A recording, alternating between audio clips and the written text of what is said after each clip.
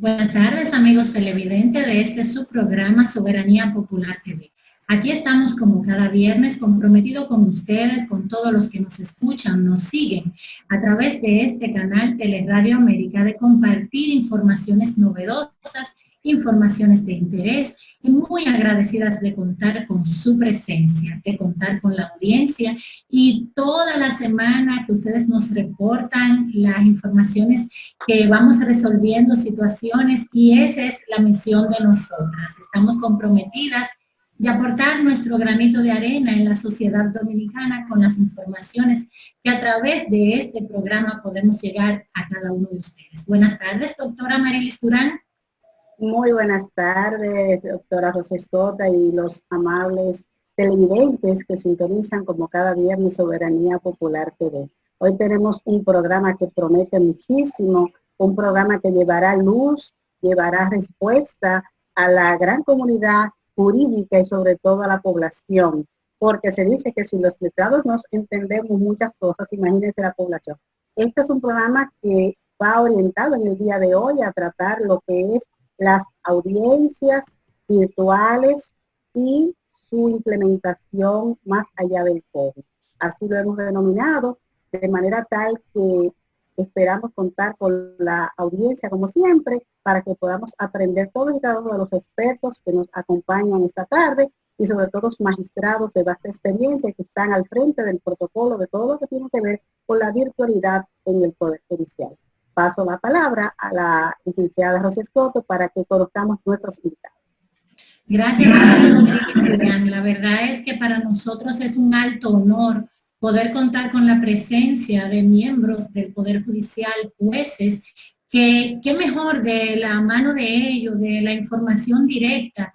Los jueces por lo regular no andan exponiéndose a los medios de comunicación, porque como bien sabemos, los jueces hablan por sentencias, pero en esta tarde contamos con la presencia de 3 honorables magistrados, 2 jueces, la magistrada presidenta del primer tribunal colegiado de la Cámara Penal del Juzgado de Primera Instancia del Distrito Nacional, que nos acompaña en esta tarde, también el magistrado Claudio Aníbal Medrano, presidente de la Cámara Penal de la Corte de Apelación de San Francisco de Macorís y juez coordinador de los presidentes de corte del Departamento Judicial.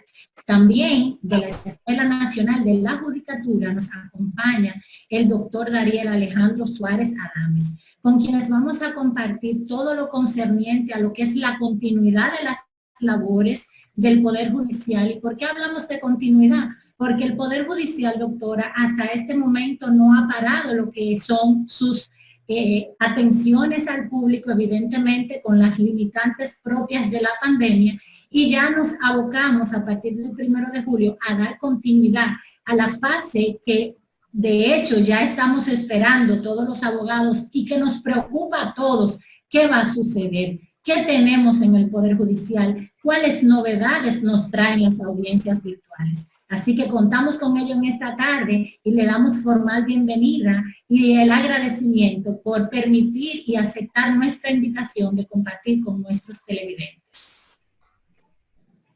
Realmente, iniciando la entrevista, nos queda preguntarnos, y vamos a empezar con el magistrado Claudio Aníbal Medrano, a quien le damos nueva vez la bienvenida, que cuando hablamos de la virtualidad en el Poder Judicial, ¿de qué se trata? ¿Qué comprende? Porque esto ha traído muchos temores y resistencia de toda la comunidad jurídica. Entonces, partiendo de esa realidad que nos llega, ¿de qué estamos hablando, magistrado? Ok, buenas tardes. Es un placer estar con ustedes en un programa con un título tan llamativo para nosotros, Soberanía Popular TV, de modo que nos sitúa en el escenario perfecto para hablar de estos temas. Es un honor además estar junto a ustedes en compañía de la magistrada Esmirna Giselle Méndez y del director de la Escuela Nacional de la Judicatura, del doctor Dariel Suárez. El tema de la virtualidad es una idea que alude necesariamente a la a la cuestión de la sensación de presencia que nos da el hecho de estar todos pudiendo vernos, pudiendo intercambiar expresiones, oírnos, reflexionar, interactuar, estando de manera remota, cada uno en un lugar distante respecto del otro, y sin embargo estamos actuando en tiempo real.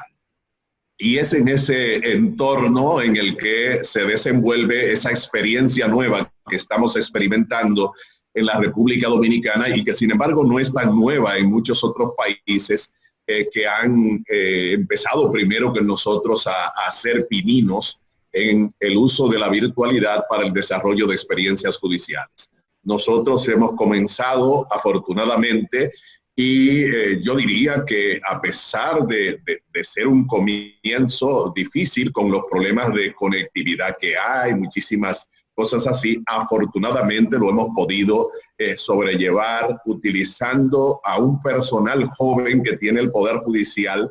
La generalidad de los jueces nuestros son jóvenes, son hijos legítimos de la época de la revolución tecnológica y han asimilado con gran facilidad la posibilidad de interactuar de manera virtual.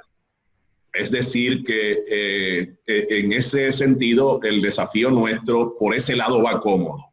Y desde luego sabemos del problema de la brecha digital y las dificultades que eso representa para la ciudadanía. Pero son cosas que el Poder Judicial las ha asumido y no solo ha pensado en poner a cargo de los jueces la facilidad de poder acceder al entorno donde se desarrollan estas experiencias, sino que cuando una persona, un ciudadano, un servidor judicial, un usuario del sistema de justicia tiene dificultad de acceso, el sistema ha pensado en eso para proveerle facilidades, como por ejemplo, desde las cárceles, en las etapas primeras de este proceso, nosotros hemos desarrollado muchísimas experiencias que fueron las primeras, entrevistando a las personas situadas en el recinto en donde están guardando prisión, y con eso entonces nosotros salvamos la dificultad del desplazamiento, del movimiento de personas y de la concentración de personas en los palacios de justicia. De modo que eso es lo que de algún modo alude la virtualidad, al hecho de interactuar en un escenario virtual donde vemos las imágenes y tenemos esa sensación de cercanía que tenemos nosotros ahora mismo conversando, y podemos incluso leer nuestros labios y todo el lenguaje gestual con una sensación muy parecida a la que tenemos en la propia presencialidad. Así es, magistrado. Así como usted bien señala, y me imagino que es de conocimiento del Poder Judicial y de ustedes los jueces, existen muchos temores y resistencia en la comunidad jurídica respecto a la viabilidad y a la posibilidad de las audiencias virtuales. Ustedes, como miembros del Poder Judicial y el Consejo del Poder Judicial, ¿cómo ha valorado esta realidad? Esta realidad de temor, de resistencia, de freno al cambio que ocupa a la comunidad jurídica. Bueno, ninguno de los tres que estamos aquí somos miembros del Consejo del Poder Judicial, pero podemos decir, por lo que vemos en las acciones que ha desarrollado este órgano, que es el órgano que administra a la administración judicial, el órgano de disciplina y de administración del Poder Judicial, y diría que ha asumido esto con optimismo, con entusiasmo, con decisión. Y antes de este momento, nosotros hemos pasado algunas experiencias importantes para nosotros utilizarlas como parámetros para poder manejarnos en las situaciones que pueden generarse por temores, por resistencia en estos casos, porque hemos tenido procesos de cambio muy importantes, como fue el caso de la reforma procesal penal, como es el caso de la reforma constitucional. Aquí se han producido cambios muy extendidos en algunos ámbitos del sistema normativo que han generado una especie de contracultura. Alberto Binder, que es uno de los mentores en América Latina de los padres de la reforma procesal penal, nos decía en septiembre del año 2002 cuando empezamos a hablar de ese asunto, si en enero los jueces no están en la palestra pública, habremos fracasado, porque estaríamos haciendo las cosas como antes, no habríamos hecho nada distinto. Y efectivamente se generó una situación de cierta resistencia al tema del nuevo proceso penal como está diseñado en ese código. Ya hoy no se habla de eso, la gente ya lo asumió y ya estamos viviendo la cultura del proceso penal acusatorio que se origina en su sistema actual con esa reforma del año 2002 que entró en vigencia en el 2004. Entonces, eso es lo que estamos experimentando, un momento de cierto temor por el hecho de que tendríamos que hacer las cosas diferentes y más aún porque nos hemos visto empujados por el proceso de la pandemia que se ha vivido a nivel internacional y que nos ha afectado sensiblemente también a la comunidad dominicana. Entonces, esto nos ha empujado a utilizar con mayor rapidez algo que ya estaba diseñado en el plan estratégico del Poder Judicial y que lo dio a conocer el presidente de la Suprema Corte de Justicia, el magistrado Luis Henry Molina, en su discurso del inicio del año judicial en enero del año 2020. Sin embargo, en ese momento no estábamos pensando que nos encontraríamos ahora viviendo lo que estamos viviendo. Pensaba para más tiempo. Y entonces ya despegamos. Y es natural entonces que en ese escenario se generen temores, que la gente tema a lo desconocido, que la gente piense que no se va a poder manejar. Hay personas que quizás no le han puesto la mano a un computador y entonces aún dentro de los jueces hemos encontrado personas que redactan sentencias a mano, a pesar de todos los esfuerzos que se han hecho. Eso lo hemos encontrado todavía. Pero la comunidad de jueces en su generalidad, digamos que ya está inmersa en la era cibernética en la que ya estamos sumergidos y en la que estamos batallando para no imponer, sino desarrollar una cultura nueva, que es la cultura del uso de la virtualidad para la resolución de conflictos judiciales. Bueno, hay una parte también de la comunidad jurídica y debemos hacer hincapié en esa parte inicial, que también ha considerado por los diferentes medios, los movimientos que vemos tanto a nivel de los periódicos y demás medios de comunicación, el cuestionamiento respecto de los procedimientos de cara a la Constitución. ¿Cumplen las audiencias virtuales con el procedimiento de resguardar el debido procedimiento de conformidad con la Constitución? Las audiencias virtuales suponen un cambio de escenario. Digamos que en mi tribunal, en mi corte, hoy tengamos una audiencia y que se dañó el aire o hay alguna situación así. Y entonces decidimos que en lugar de hacerla en ese salón, nos vamos a cambiar a otro.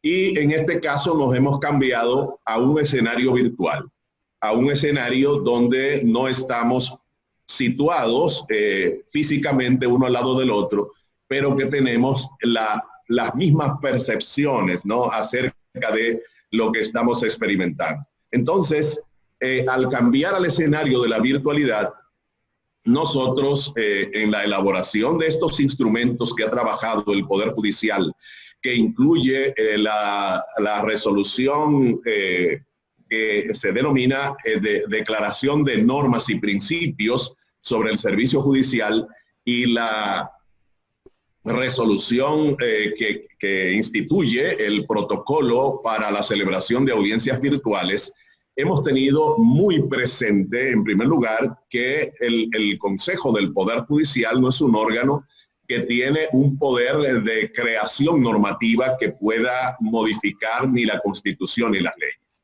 Y una de las cosas primeras es considerar, y que tuvimos muy en cuenta siempre, era la cuestión de aquellos principios o reglas mínimas para que definen el debido proceso y la tutela judicial efectiva en la Constitución. Y que valga decir, es una nota relevante, que hoy están en la Constitución esos principios que ingresaron a nuestro ordenamiento jurídico interno a través primero de los convenios internacionales, pero directamente luego con el Código Procesal Penal. y lejos de retroceder, lo que hicimos que lo llevamos al rango constitucional.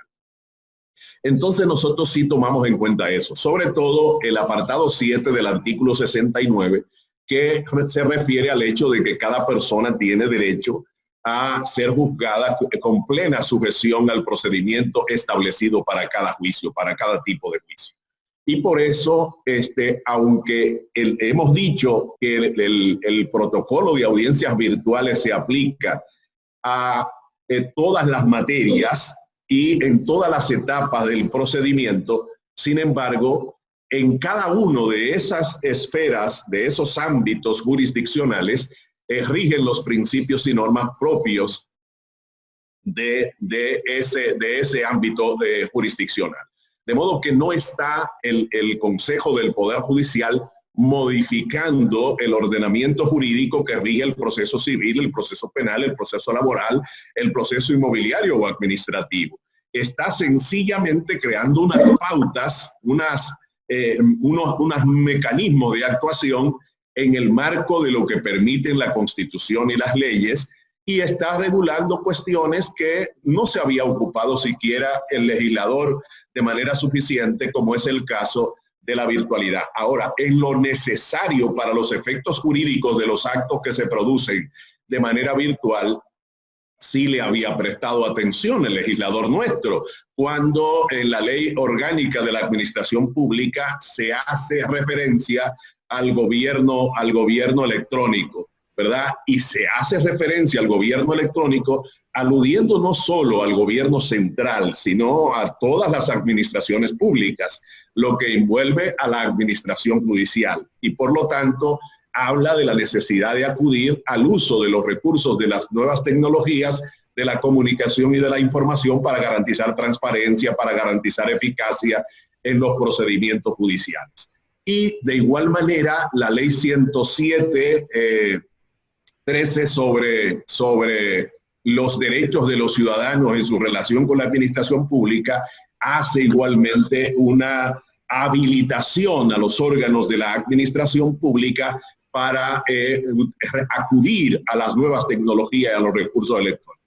La ley 102, la ley 12602, que es la ley de comercio electrónico, documentos y firma digital, dice que no se puede desconocer la validez jurídica y la legitimidad de un documento, pretextando el hecho de que estuviese de manera virtual y no un soporte físico, ¿verdad? Esto lo dice con otras palabras, desde luego que no las recuerdo así como para recitárselas a ustedes, pero indudablemente es una base normativa que nos dice que cuando un juez hoy firma una sentencia, cuando un secretario firma una certificación de un tribunal, está proveyendo un documento que la Constitución y las leyes de este país reconocen que es legítimo utilizar y que además representa una ventaja para ganar tiempo, porque yo puedo pedir de manera virtual algo que me pudiera llevar toda la mañana a acudir a un tribunal y lo pido desde mi casa o lo pido desde mi oficina,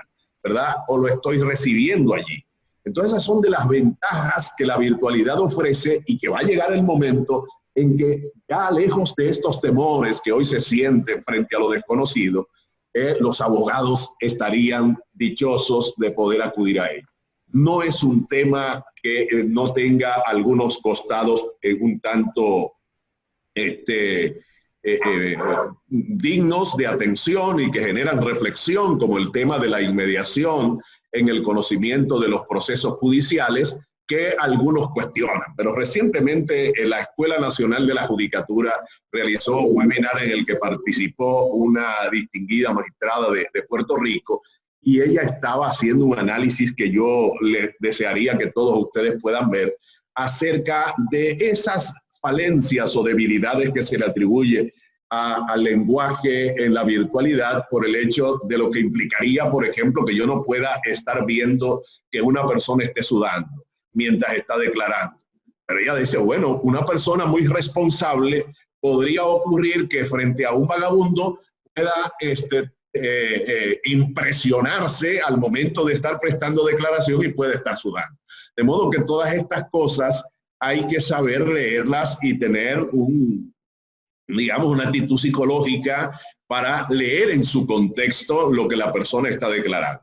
Yo creo que sí es un desafío que las experiencias virtuales se realicen con la mayor calidad técnica en cuanto a la recepción del sonido, a la imagen, y además todas las cuestiones que tienen que ver con la distancia y lo que se está viendo de mí mientras estoy declarando, de modo que ustedes me vean gestualizar y hablar con las manos lo mismo que hablo con los labios, con la boca, ¿no?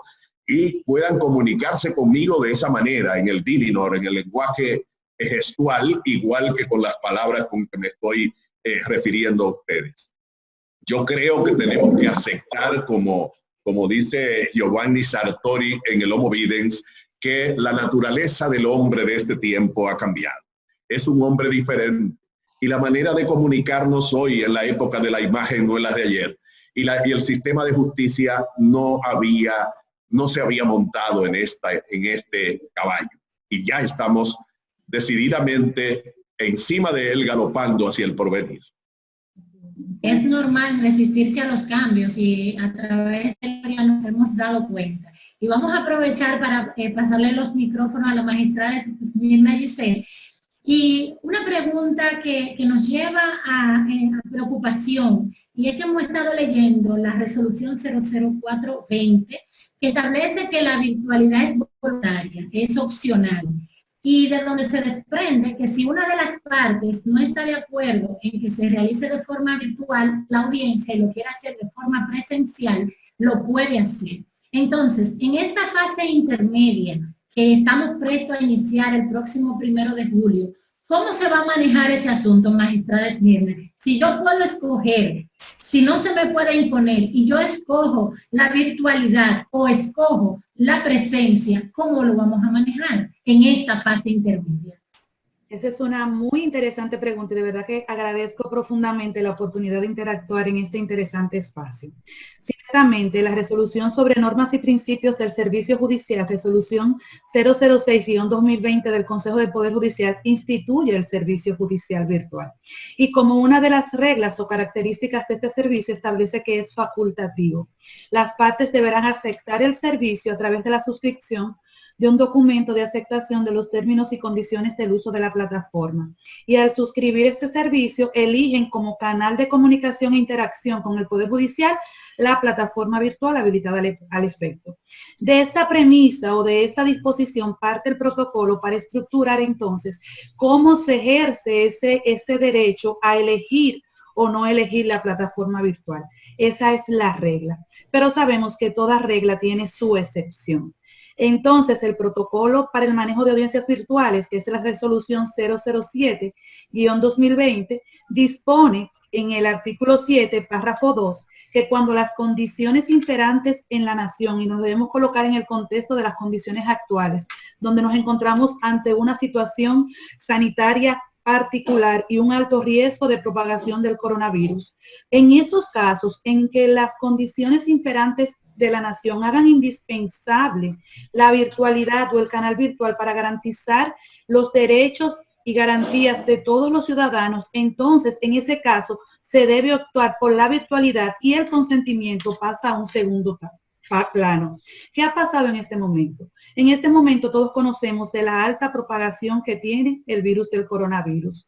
Todos conocemos que por decretos del Poder Ejecutivo se ha limitado el derecho a la asociación y a la reunión. Todos sabemos que en los tribunales convergen numerosas personas, una gran cantidad de público y de usuarios del servicio, y el Poder Judicial se encuentra en la disyuntiva de que debe garantizar el acceso de la justicia, tutelar esos derechos, pero debe hacerlo igualmente preservando la salud no solo de los servidores judiciales, sino también de todos los ciudadanos que son usuarios del servicio.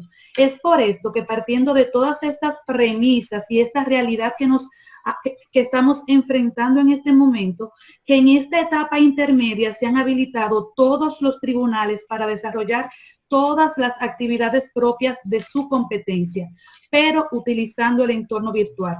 para poder conciliar lo que es dar respuesta, tutelar tus derechos, pero igualmente preservar tu salud en beneficio de todos nuestros usuarios y preservando también la salud de los abogados, de los servidores judiciales y de todo el que accede a la justicia. Importante en este punto es destacar que lo que prima al momento de determinar como canal idóneo la virtualidad es la posibilidad de que podamos recrear fielmente todos los actos contemplados en el entorno virtual, que se puedan observar todas las formalidades y garantías del debido proceso.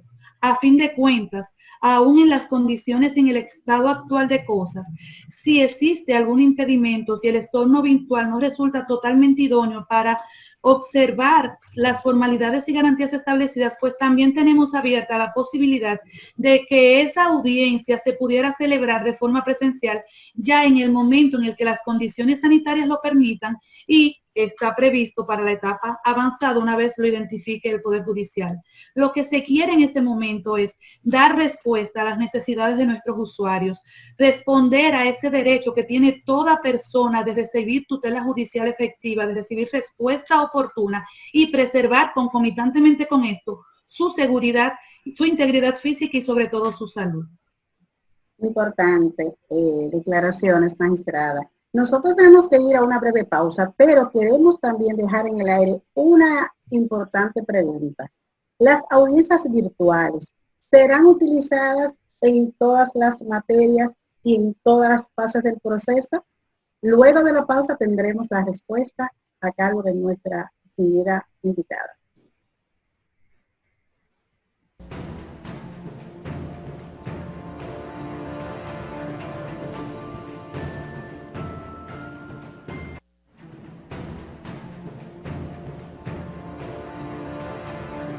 Gracias por mantener la sintonía. Estamos aquí de regreso, de vuelta con ustedes. Y antes de irnos a la pausa para cumplir con nuestros anunciantes, dejamos una importantísima pregunta a la magistrada Esmirna Giselle.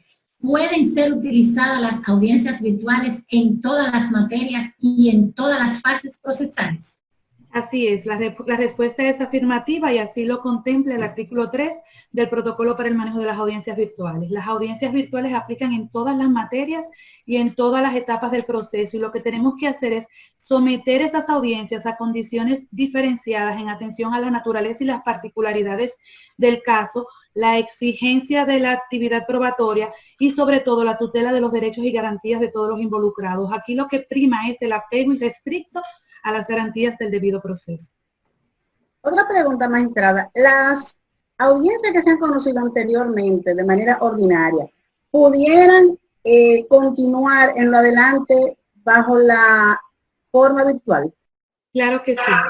Claro que sí, es a lo que vamos ahora en esta etapa intermedia a partir del 1 de junio. Ya los tribunales en la etapa inicial estuvieron trabajando en la preparación y reprogramación de todas estas audiencias para garantizar que esos usuarios que en atención a la suspensión de las labores imperativa en ese momento resultaron detenidos sus procesos, sean reanudados por el canal virtual inmediatamente, que inicie la etapa intermedia el próximo 1 de julio y todas esas audiencias presenciales podrían ser sustanciadas perfectamente en el entorno virtual.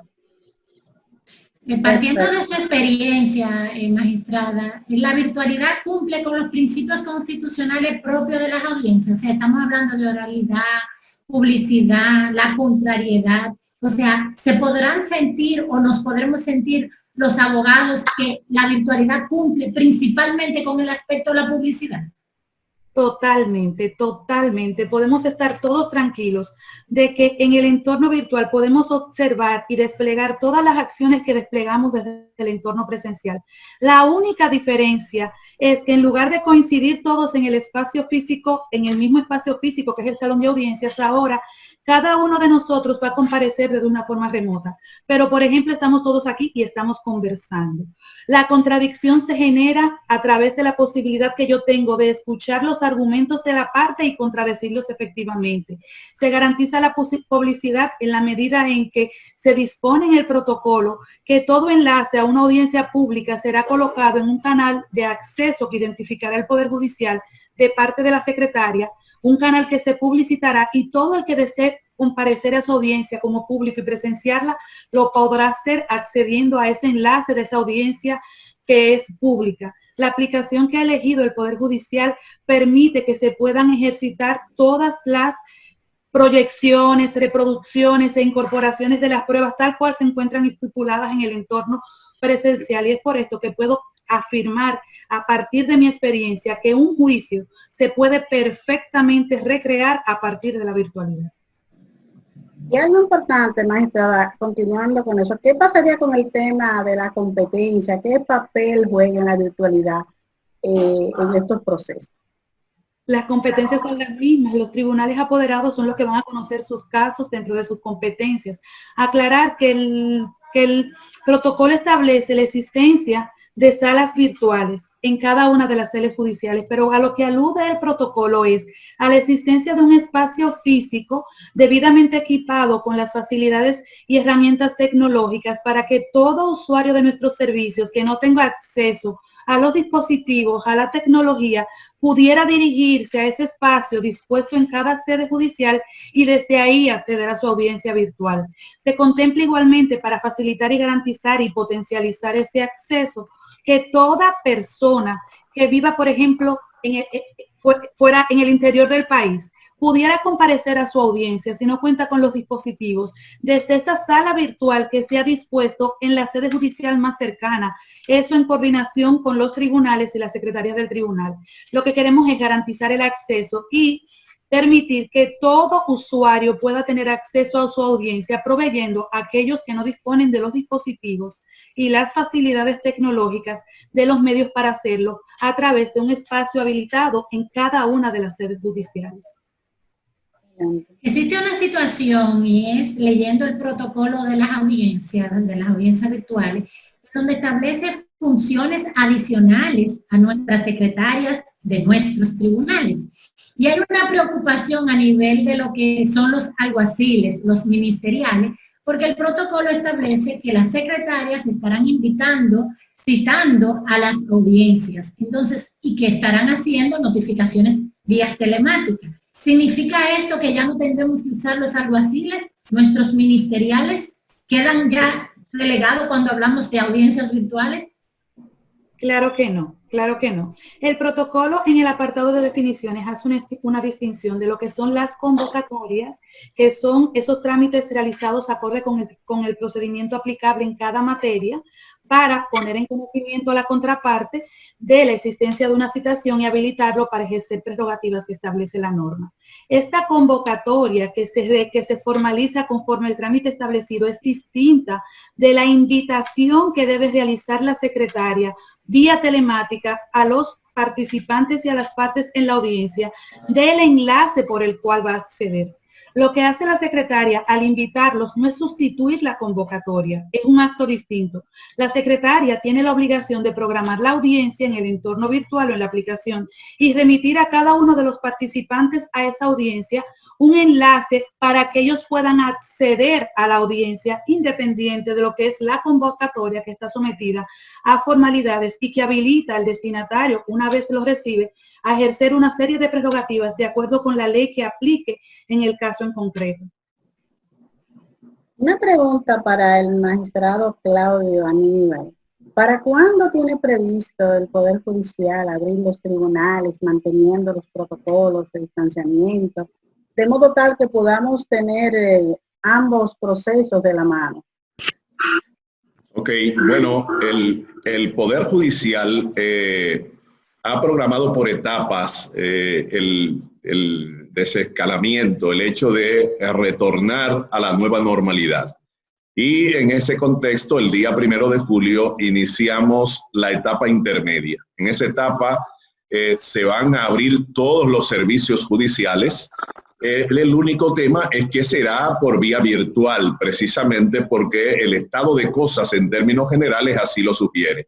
Luego el Consejo del Poder Judicial se reuniría evaluando el contexto general y decidiría si en ese momento entonces estamos en situación de retornar ya de manera plena a una apertura que ya no solo sería de algunas sedes como en este momento lo tenemos, en que habría 15 sedes que estarían funcionando en donde tenemos toda la logística para su operación con personas que puedan acudir presencialmente a hacer lo que no pueden hacer de manera virtual, y al mismo tiempo vamos a tener buzones en algunos lugares, en algunos tribunales, y en otros seguiremos recibiendo de manera virtual, pero definitivamente todos los servicios del Poder Judicial estarían ya habilitados a partir del 1 de julio. Cuando lleguemos a la etapa avanzada, entonces podrían celebrarse audiencias presenciales, porque se estima que en ese momento ya el problema habría disminuido su intensidad, ¿no? Y los riesgos de expansión del virus serían considerablemente menores. Entonces, magistrado, ¿la virtualidad es provisional o permanente?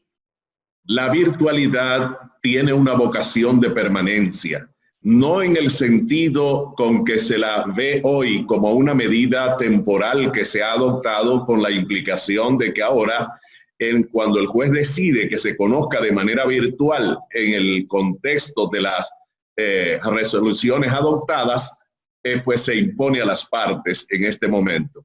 Pero es el reflejo y es la consecuencia de las decisiones que los poderes públicos han adoptado como consecuencia del decreto del estado de emergencia.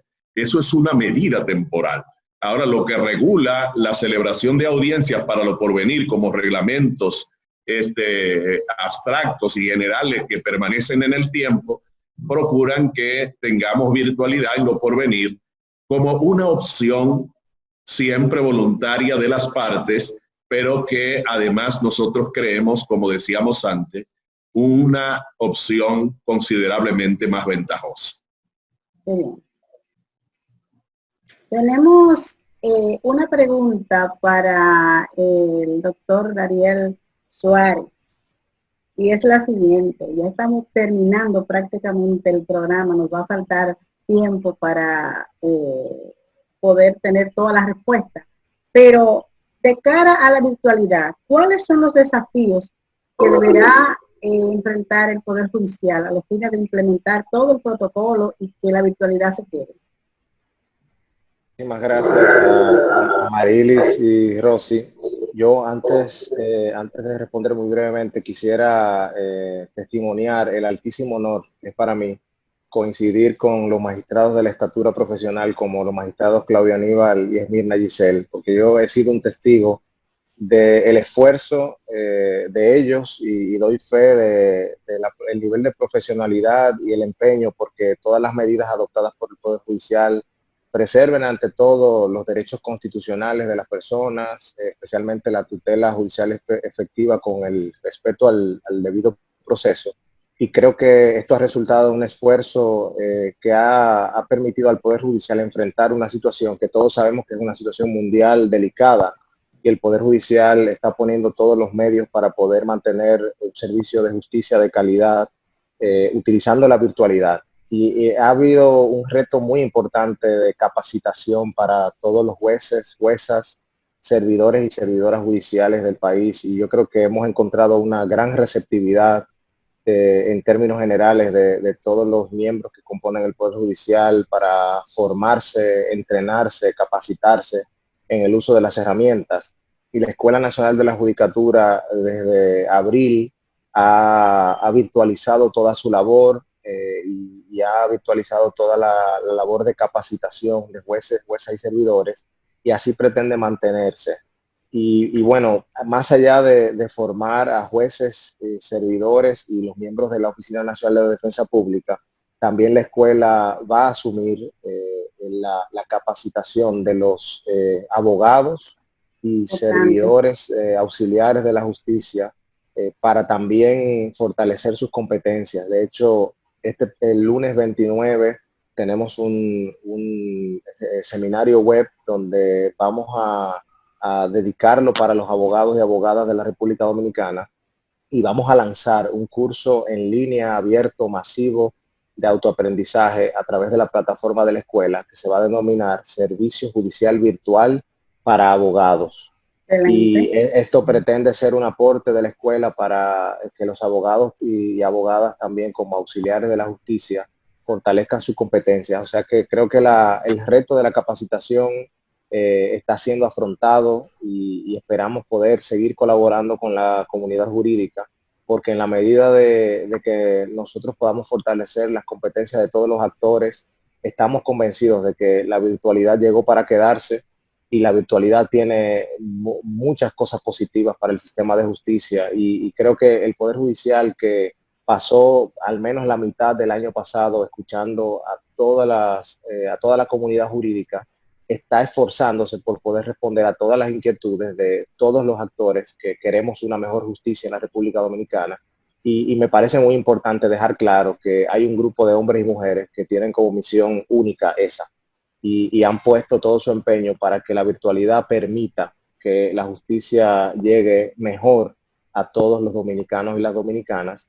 Y la Escuela Nacional de la Judicatura es un instrumento del Poder Judicial que está al servicio, reitero, no solo de jueces, juezas y servidores y miembros de la Oficina Nacional de Defensa Pública, sino también de toda la comunidad jurídica. O sea que el lunes les invitamos a este gran paso que creemos que va a ser muy importante y que será un primer paso de muchos otros que daremos para seguir trabajando en conjunto con la comunidad jurídica.